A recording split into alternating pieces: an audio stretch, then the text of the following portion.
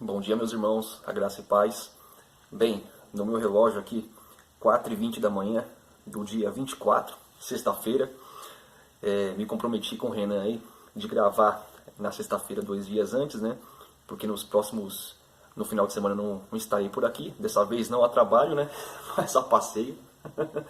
Então, vou deixar gravado aqui para vocês terem essa reflexão aí para o nosso domingo. Tá? Nossa, Arthur, mas por que 4 da manhã?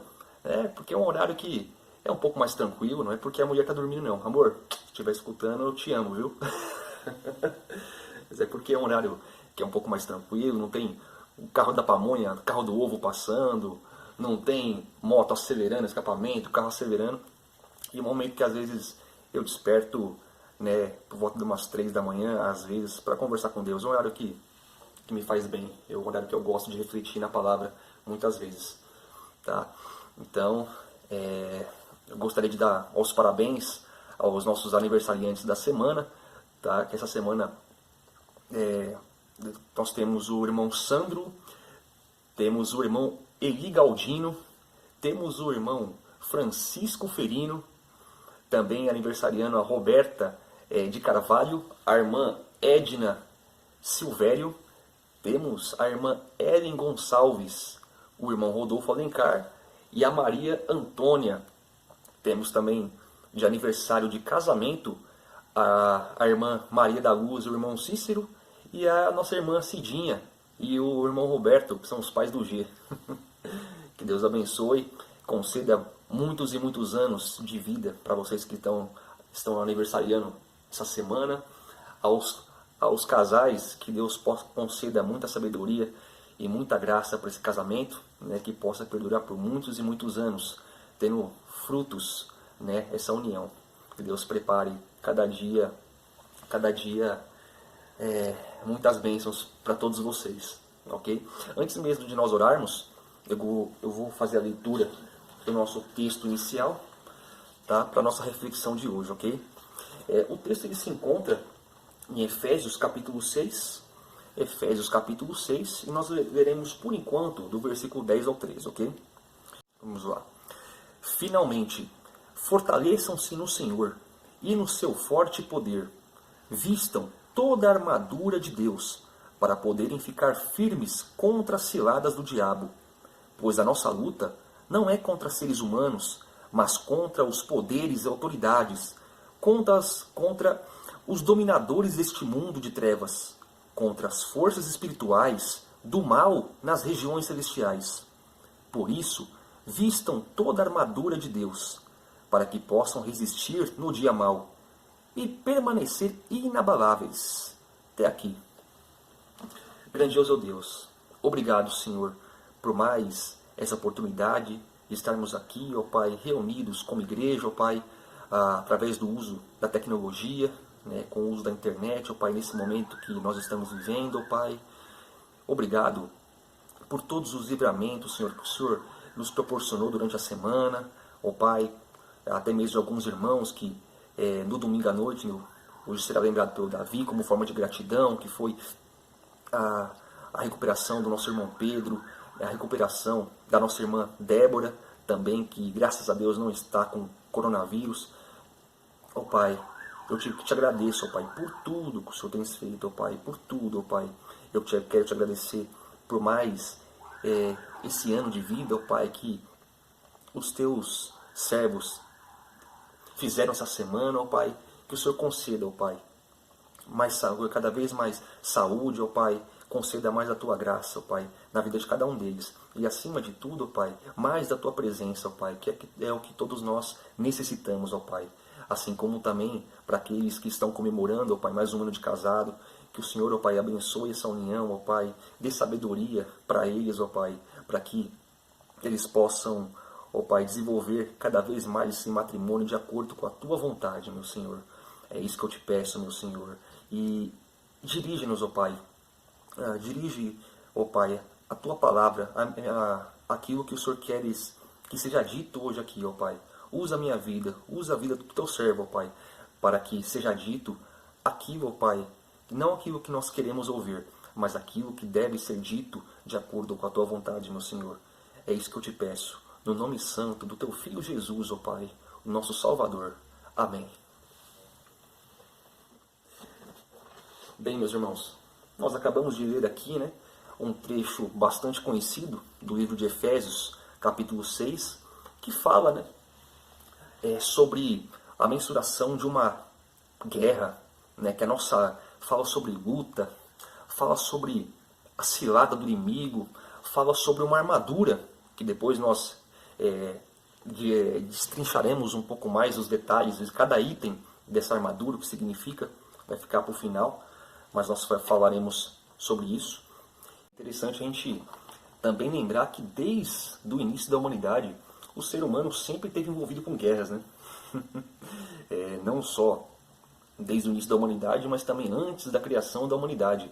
Quem aqui se lembra, né, logo no livro do Gênesis, que houve, né, guerra nos céus.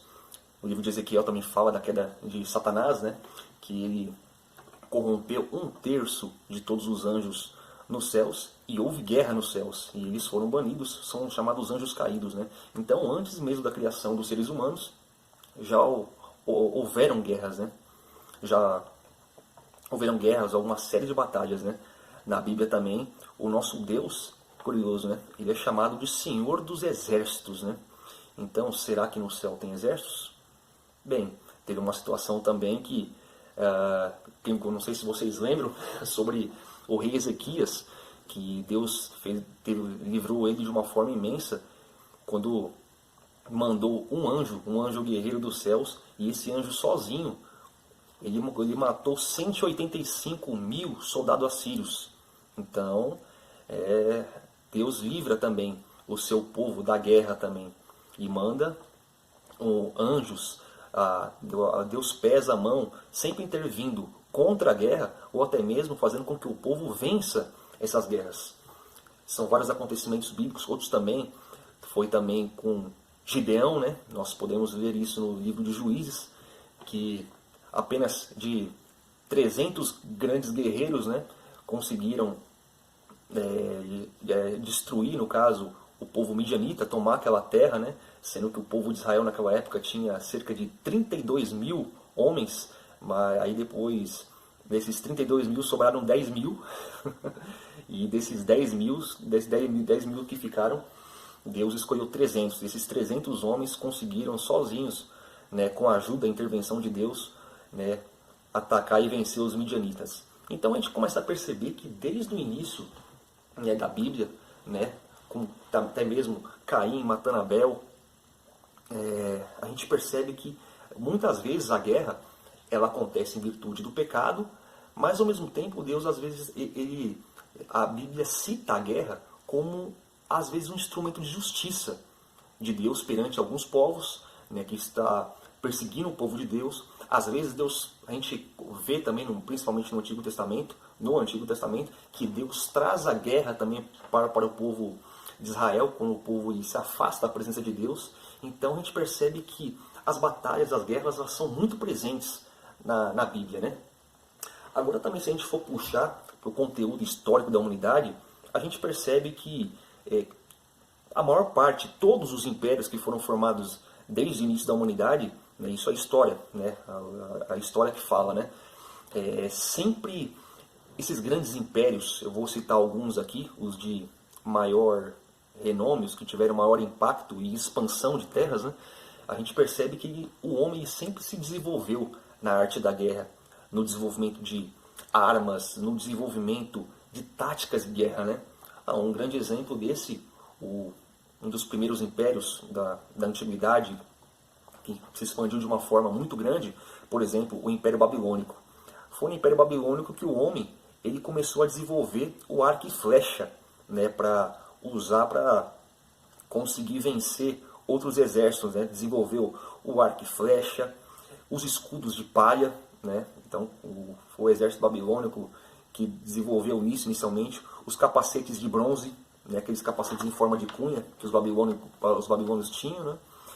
Ao mesmo tempo, as lanças e as espadas. Logo após, né, o homem percebe que durante as batalhas ele precisa se desenvolver, ele precisa adquirir novas técnicas para poder ir além.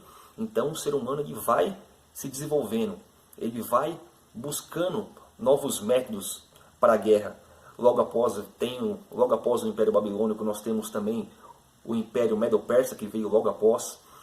O diferencial do Império Medo-Persa foi que eles desenvolveram uma maior dureza para o aço. Então a espada ficou mais resistente, as lanças ficaram mais resistentes, elas ficaram mais flexíveis e resistentes ao mesmo tempo. Temos isso.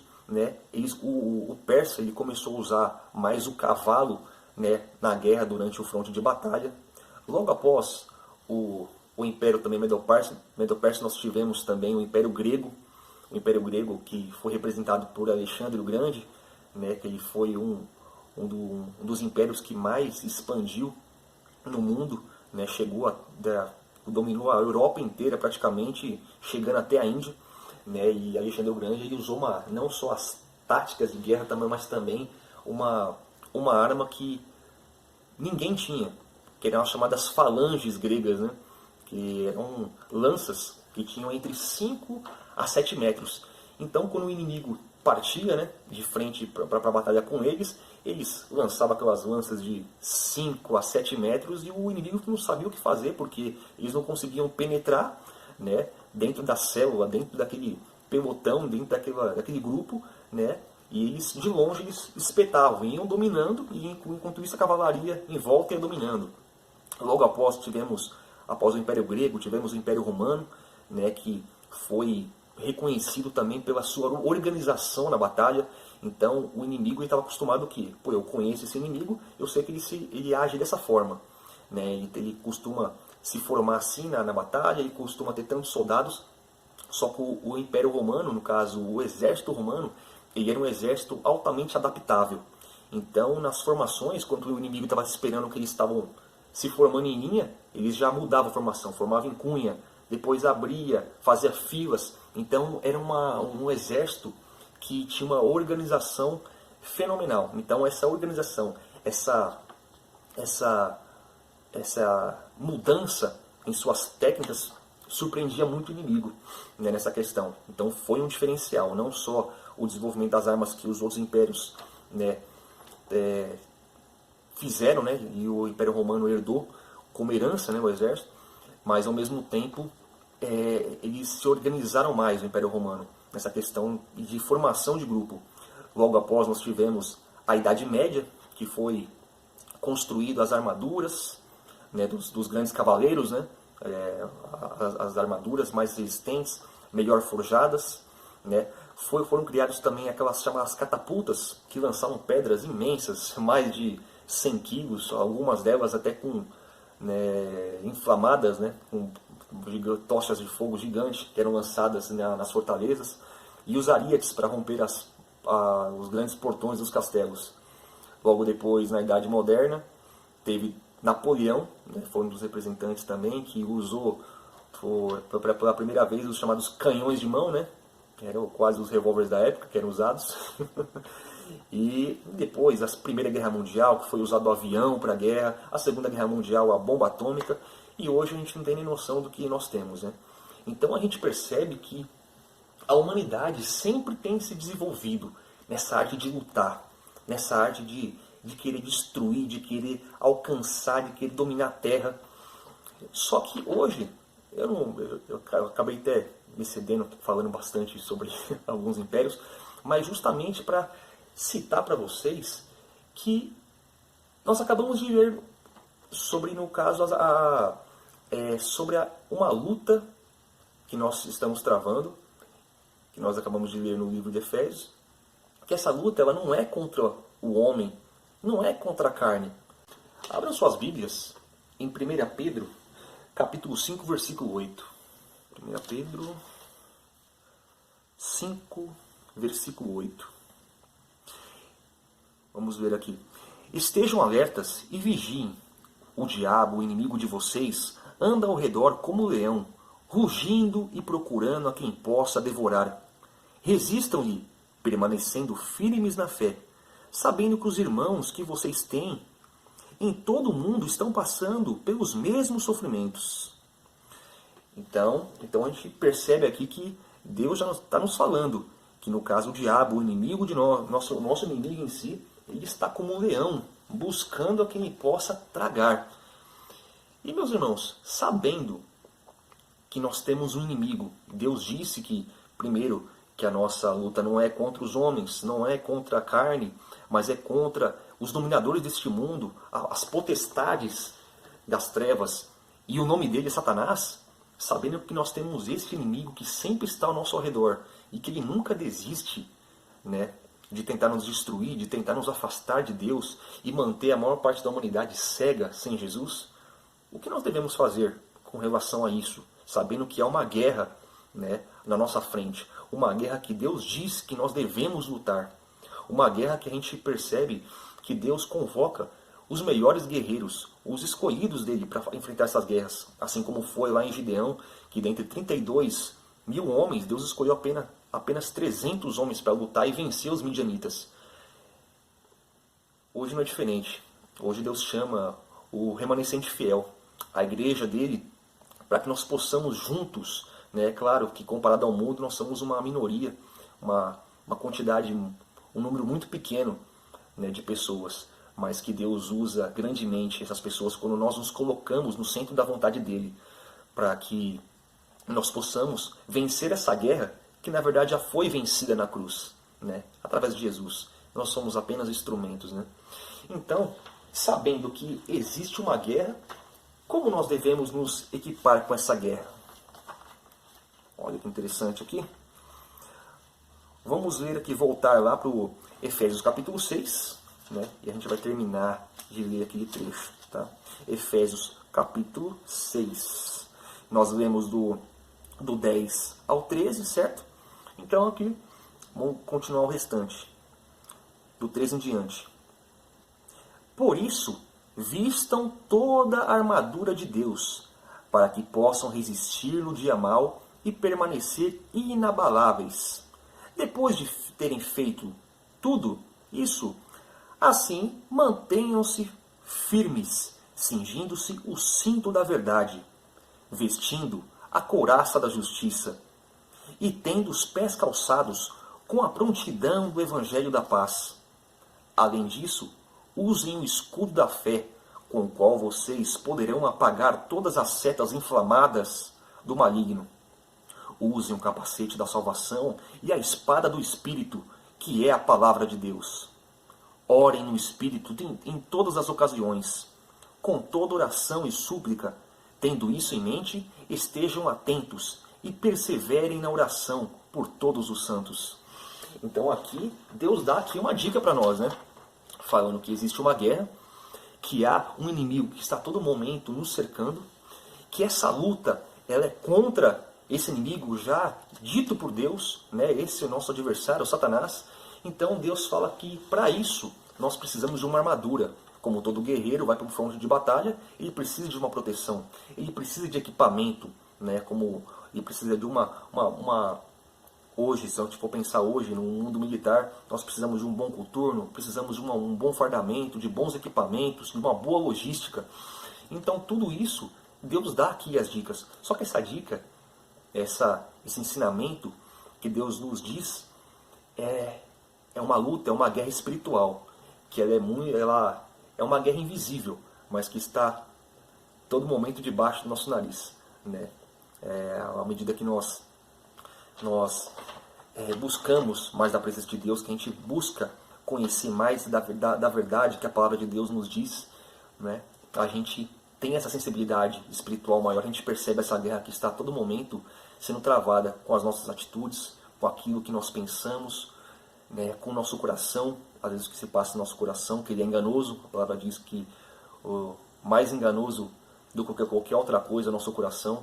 Então é uma guerra que começa dentro de nós, a guerra entre a carne, né, e o espírito, né, a guerra que nós travamos conosco mesmo às vezes, né, entre o velho homem com os desejos da carne, né. Então é uma guerra que nós travamos todos os dias, mas a guerra principal ela é contra Satanás. Então quando a gente está lendo aqui sobre alguns equipamentos, ele cita primeiro, né, ele cita aqui o cinto da verdade, né, se a gente for pensar num num cinto militar, é um cinto onde nós temos a bainha para guardar a espada, para a gente guardar o nosso cantil, que é uma espécie de uma garrafinha para a gente poder portar água, né? Então, assim, o cinto, né, é o meio da armadura. Então, quando a gente pensa em um cinto, o cinto, a palavra de Deus nos diz que é o cinto da verdade. Primeira coisa que a gente tem que pensar, que verdade é essa? Em que verdade que esse cinto está que nós devemos cingir, que nós devemos vestir? A principal verdade que Jesus mesmo diz, que eu sou o caminho, eu sou a verdade e a vida, e ninguém vai ao Pai a não ser por mim. Então, meus irmãos, o primeiro item da armadura é o cinto da verdade, e é isso que nós devemos nos alçar, é isso que nós devemos nos cingir, saber dessa verdade, a verdade que o único não existe, existem vários caminhos para a perdição, vários caminhos que conduzem o homem para o inferno, mas só existe um caminho que conduz o homem para a vida eterna, e é Jesus, e Ele é o verdadeiro caminho. Nós também podemos comparar o cinto da verdade na nossa vida cotidiana, como o verdadeiro servo de Deus que afasta a sua língua da mentira, né? Que a sua vida ele condiz com aquilo que, né, não só ser cristão no falar, mas no agir. Então a sua vida é uma verdade de acordo com a palavra, com a palavra de Deus, com os ensinamentos bíblicos, de acordo com aquilo que Deus quer que nós façamos. Então nós podemos tirar, né, isso como exemplo, tá? Então o cinto da verdade, né, como a base, o meio da armadura, né? Nós devemos ter na nossa mente que Jesus, Ele é a verdade, Ele é a única verdade, certo? E sobre a nossa conduta, nos livrarmos de toda mentira e sermos verdadeiros em tudo aquilo que nós fazemos. O próximo item que nós temos aqui também é a couraça da justiça.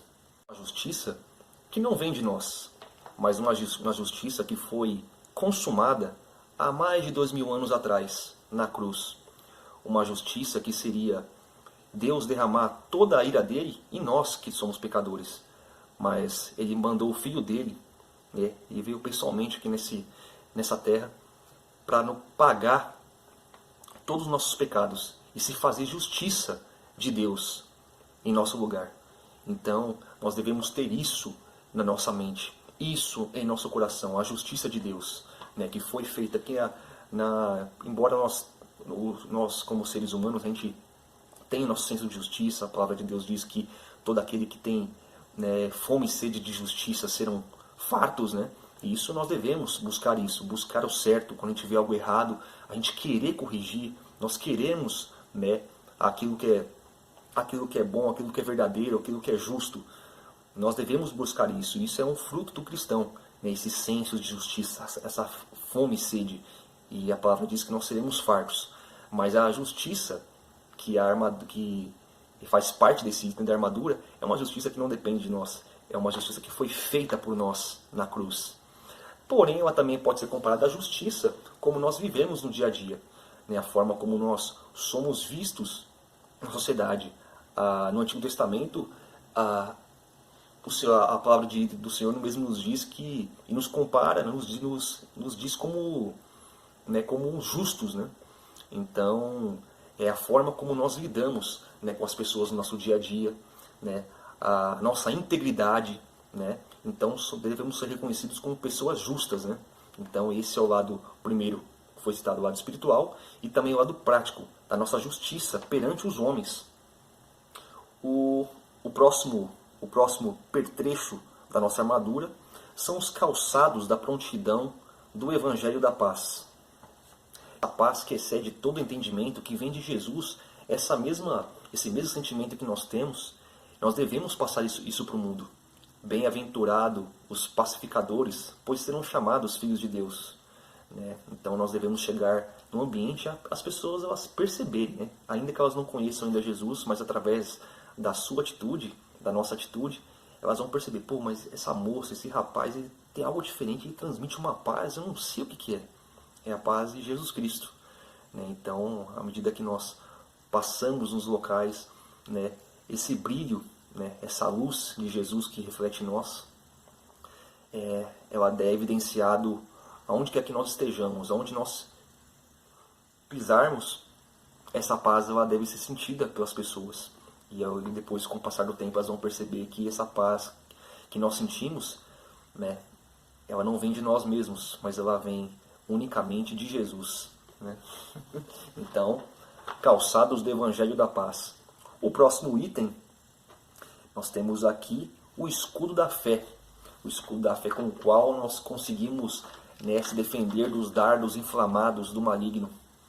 A fé, nós podemos relatar, é um assunto bastante abrangente, mas sem fé nós não conseguimos nada, né, meus irmãos? Ao mesmo tempo que o mundo diz, pô, mas a ciência diz que o homem veio do macaco, né, que a teoria da evolução, que tudo se desenvolveu e de acordo com tem experimentos tecnológicos. Então, há muitas coisas que tentam desviar a nossa fé.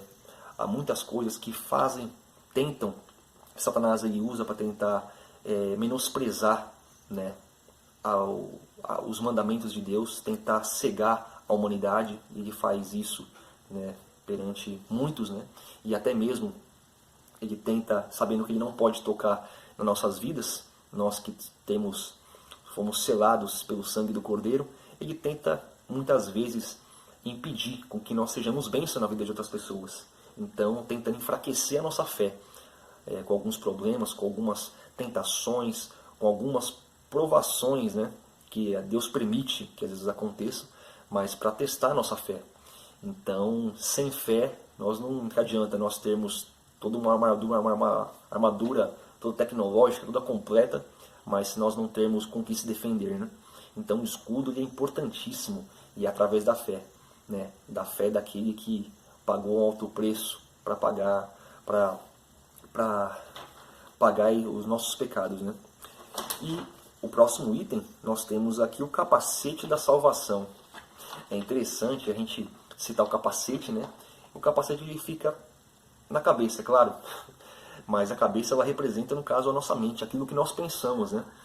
Quantas vezes, né, a gente já não pensou tantas coisas, né?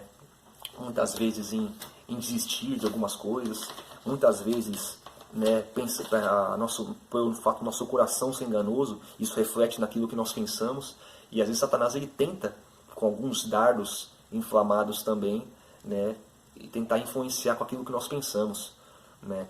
E sem contar também que a Bíblia não fala apenas para que nós nos vistamos do capacete, fala para que nós sejamos do capacete da salvação.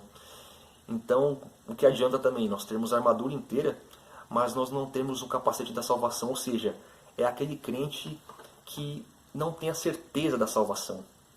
Então, imagina só, meus irmãos, a gente vê, por exemplo, a vida dos apóstolos aqui, muitos, né, foram perseguidos, todos eles foram perseguidos, alguns mortos de forma, né, brutais, mas você acha que eles passariam por todas essas provações, eles sofreram mortes terríveis também, se eles não tivessem uma certeza, se eles não tivessem uma certeza que esse plano era passageiro, uma certeza de que depois que passasse tudo isso, esse plano, eles seriam salvos?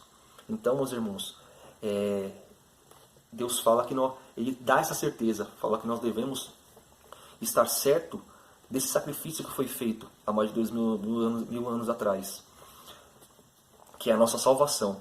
Então, não adianta nós termos todos os itens da armadura sem ter a certeza dessa salvação em Jesus Cristo. E o próximo e último item, no caso, é a espada, que é a palavra de Deus. A gente perceber que todos os itens da armadura que nós vimos até agora, todos eles são itens defensivos, né? A gente vê os calçados, o cinto, o cinturão, né? A couraça, o escudo, o capacete. Todos esses são itens para defesa, praticamente.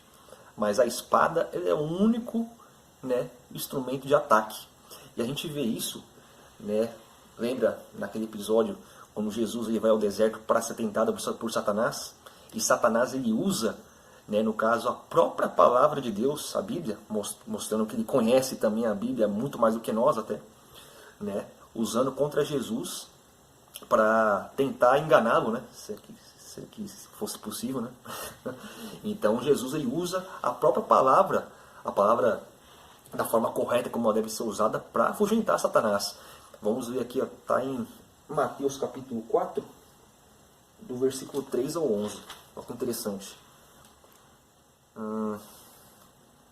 Olha que interessante. Vamos ler do versículo 1. A gente vai ler até o 11, tá? Então Jesus foi levado pelo Espírito ao deserto para ser tentado pelo diabo. Depois de jejuar 40 dias e 40 noites, teve fome. O tentador aproximou-se dele e disse: Se és filho de Deus, manda que essas pedras se transformem em pães. Jesus respondeu, olha só com a palavra, hein? Está escrito que não só de pão viverá o homem, mas de toda a palavra que procede da boca de Deus. Então o diabo levou-o à cidade santa, colocou-o na parte mais alta do templo e lhe disse: Se és o filho de Deus, joga-te daqui para baixo, pois está escrito. Olha só, Satanás mostrando o que está escrito. Pois está escrito: Ele dará ordens a seus anjos e ao seu respeito, e com as mãos eles o segurarão, para que você não tropece em alguma pedra. Jesus lhe respondeu: Também está escrito: Não ponha à prova o Senhor, o seu Deus. Depois, o diabo não desistiu ainda. Depois o diabo levou a um monte muito alto e mostrou-lhe todos os reinos do mundo e seu esplendor. E disse-lhe: Tudo isso te darei, se te prostrares e me adorares. Jesus lhe disse: Retire-se, Satanás, pois está escrito: Adore o Senhor, o seu Deus, e só a ele preste culto. Então o diabo o deixou e os anjos vieram e o adoraram. A gente percebe aqui, meus irmãos, que Jesus ele não debateu com Satanás. Jesus, o Filho de Deus, nosso Salvador, ele não debateu com Satanás. Ele não conversou, foi poucas ideias lá. Ele usou o que para se defender? Não, ele usou, no caso, a fé, né? Todo o restante da armadura, né? A fé no Pai, mas ao mesmo tempo ele atacou Satanás com a própria palavra. E Satanás ele também tentou atacar Jesus com a própria palavra de Deus, tentando usar de uma forma, né, de acordo com as próprias concupiscências, né? A palavra mesmo diz que de Deus que no final dos tempos, né, os homens terão comichões, coceira nos ouvidos com relação à sã doutrina, né? E procurarão para si mestres, né, que possam pregar de acordo com as suas concupiscências. Então, olha como Satanás ele é astuto, né? Ele usa muitas vezes alguns trechos isolados da Bíblia, ele usa alguns trechos de alguns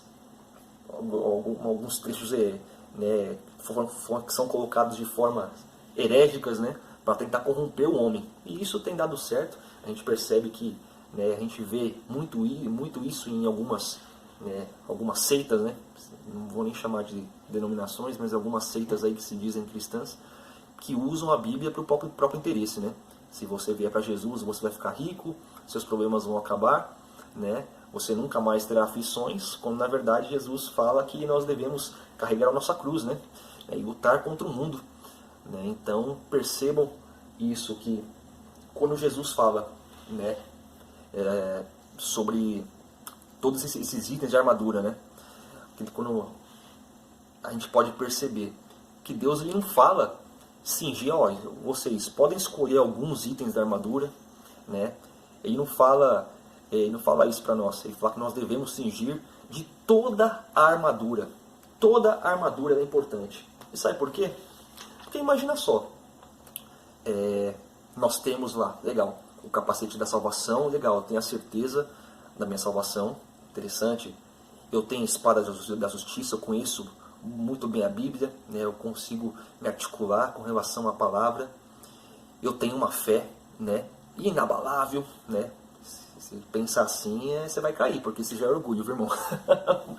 Mas tem o escudo, tem a couraça da justiça, tem o cinto da verdade, porém faltou os calçados do Evangelho da Paz. Aquele irmão que às vezes por uma, né, nós somos pecadores, claro, e todos nós temos deficiências, né? Mas às vezes tem esse irmão que às vezes tem a deficiência, né, na falta de um dos itens, né, faltando, por exemplo, os calçados do Evangelho da Paz. Aquele irmão que às vezes, né, chega no local, né, é aquele irmão que chega e sabe que vai ter fofoca, que vai ter discórdia, né, então vai causar contenda entre irmãos. O que vai acontecer? Vai abrir uma fenda na armadura. O que acontece?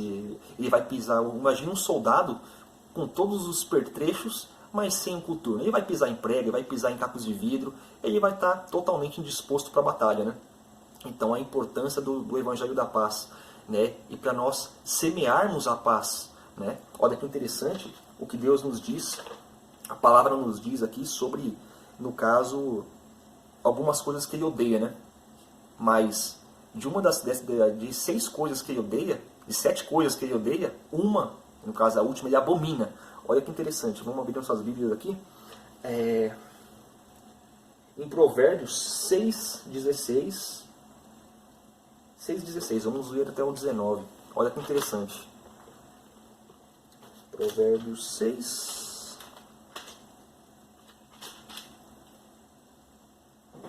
16, do 1 ao 19. Olha que pesado, meus irmãos.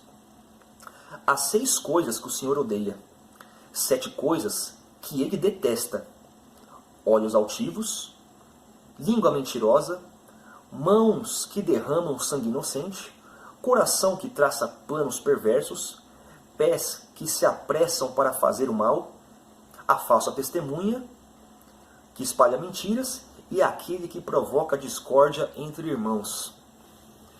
Meus irmãos, olha aqui, percebam que dessas coisas Deus ele odeia, mas a 7ª Ele abomina, porque uma casa dividida não se sustenta em pé. Imagina uma igreja dividida. Então, vamos pensar assim, irmão. Se você não estiver contente, porventura, com seu líder, com seu pastor, né, com algum irmão, alguma coisa, não faça fofoca, meu irmão. Não tente fazer complô, tudo isso, porque isso Deus não só odeia, como Ele abomina. Então, busque, né, se arrepender do seu pecado, pois ao mesmo tempo Ele fala que quando você buscar entregar-lhe a sua oferta e lembrar que tem uma contenda com teu irmão, deixa a tua oferta ali mesmo, reconcilia com ele e depois entrega a tua oferta. Então Deus sabe, né, a importância da união, a unidade do corpo de Cristo. E Satanás também sabe. Satanás, ele, assim como a gente pôde ler, perceber aqui na história que o ser humano, né, ele sempre vai se adaptando às armas, à arte de guerrear, sempre vai se adaptando. Satanás, ele também faz o mesmo. Satanás, ele percebeu que quando a igreja foi formada, né, a gente pode ler isso no livro de Atos, né, ele usou muitos imperadores para perseguir a igreja, matar, né, os servos, os cristãos, de formas terríveis. E quanto mais matava o cristão, mais aumentava o número de novos convertidos. Então ele percebeu que não adianta perseguir. Quanto mais persegue, mais unida a igreja fica. Então Satanás ele começou a pensar, articular de que forma? Eu vou tentar fazer o seguinte, eu vou tentar manter a igreja morna, né? Fazer com que ela pense que tudo é permitido, né? Vou adaptar a palavra de Deus de acordo com a vontade deles, né? E assim eles ficam neutros, eles ficam opacos, né? E ao mesmo tempo vou começar a colocar doutrinas diferentes para um pensar de uma forma, outro achar de outra, e surge contenda no meio deles. Então ele sabe que quando uma casa é dividida, quando não há contenda no meio, né, isso prejudica todo o corpo, né? Quando um corpo, né, você sente, né, você é olho, mas você sente, né, o pé, o corpo inteiro sente, né? Sobre Jesus é a cabeça, mas todos nós somos um corpo. E quando uma parte sofre, todas nós sofremos juntos, né?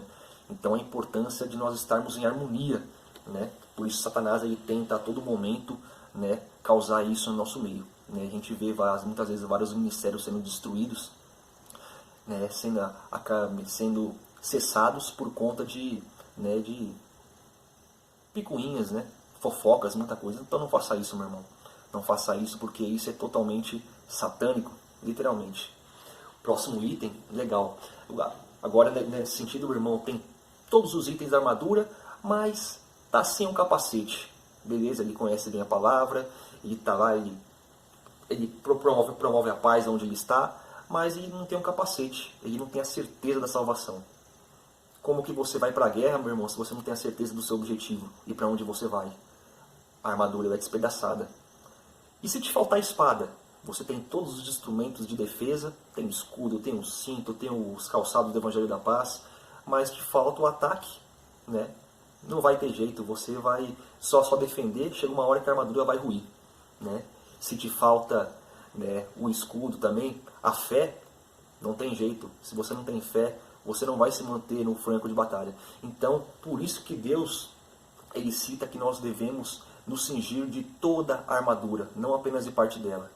E esse pedido, nós estarmos com a armadura ou não, isso não depende de nós, da nossa vontade, mas depende unicamente de nós estarmos totalmente no centro da vontade de Deus, clamando pela misericórdia dele, porque nós somos pecadores, meus irmãos, nós não somos super-homens. Então é todo momento clamar. Peça e vos será dado. Busque e encontrará. Bata e a porta vos será aberta. Pois todo aquele que pede recebe, aquele que busca encontra, e aquele que bate a porta vos será aberta. Então, meus irmãos, esse trecho que Jesus nos ensina no Sermão do Monte não é simplesmente por pedidos mundanos, de coisas materiais. Deus concede, Ele sabe que a gente precisa do pão de cada dia, sabe que a gente precisa do emprego, mas Ele está falando para que nós possamos pedir dons, talentos, para que nós possamos usar isso para a expansão do reino dele. Um exemplo, por exemplo, vamos pensar o irmão Salvador, né? O irmão Salvador, um grande empresário. Aí eu começo a trabalhar para o irmão Salvador amanhã, né? E aí eu chego para o irmão Salvador e eu falo: irmão, é o seguinte, ó, o senhor está me pagando o salário certinho, só que eu quero que o senhor, eu quero fazer hora extra. Eu quero trabalhar até de madrugada. Eu quero fazer com que essa empresa ela cresça, essa empresa ela se expanda, né? E aí, o que você acha que o irmão Salvador vai falar? Ó, Arthur, legal, bacana, pode trabalhar em dobro, é isso aí, eu te dou toda essa ferramenta para você, isso, né? Então, ele com certeza vai me dar mais meios, porque eu estou pedindo para que ele possa me dar meios para que eu possa fazer com que a empresa dele cresça mais. Isso no mundo, no nosso mundo, de forma, né, humana, nós pensamos assim. Imagine se nós pedimos para Deus: Deus, me dê, Senhor, o dom da Tua palavra, meu Senhor. Me conceda, Senhor, o dom para que eu possa ensinar, o dom da música, Pai, para que eu possa entoar louvores ao Teu nome. Me ajude, Senhor, a desenvolver dons que vão engrandecer ainda mais o Teu nome. Usa a minha vida. Você acha que se nós não pedirmos dessa forma, pedirmos para que a nossa vida seja usada para que o reino dele cresça, você acha que Deus não vai conceder isso para nós? Então peça, meu irmão, busque, bata na porta, busque os dons, busque vencer as suas fragilidades, busque vencer o seu pecado, meu irmão. Né? Todos nós devemos fazer isso cotidianamente, porque todos os dias nós pecamos, seja em ação, seja em pensamento. Então nós estamos aqui simplesmente pela misericórdia desse Deus maravilhoso que veio e pagou toda essa dívida, né, no nosso lugar, né, morrendo na cruz e ressuscitando no terceiro dia, consumando e destruindo Satanás, né, por uma vez por todas. Ele está já com essa guerra já está vencida, né, por Deus. Então, meu irmão, hoje eu te convido, né, para que nós possamos juntos vencermos essa guerra, para que nós estejamos juntos, firmes com Jesus, para vencermos a cada dia essa guerra.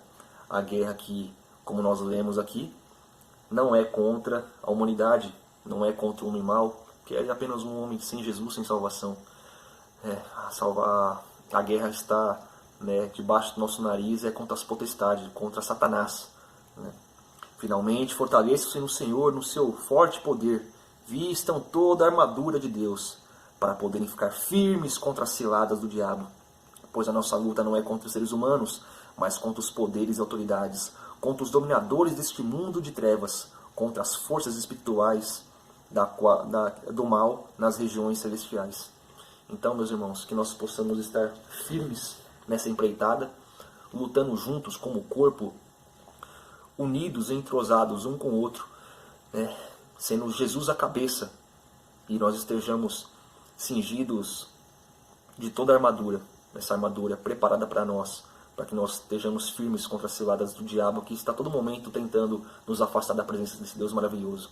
Mas as portas do inferno jamais vão prevalecer contra a igreja, graças ao Pai, graças a esse sacrifício de Jesus. Então, meus irmãos, uma boa noite para vocês. Espero que essa mensagem tenha ficado no coração de vocês e que tenha contribuído para o crescimento de todos nós. Um beijo a todos. Deus abençoe.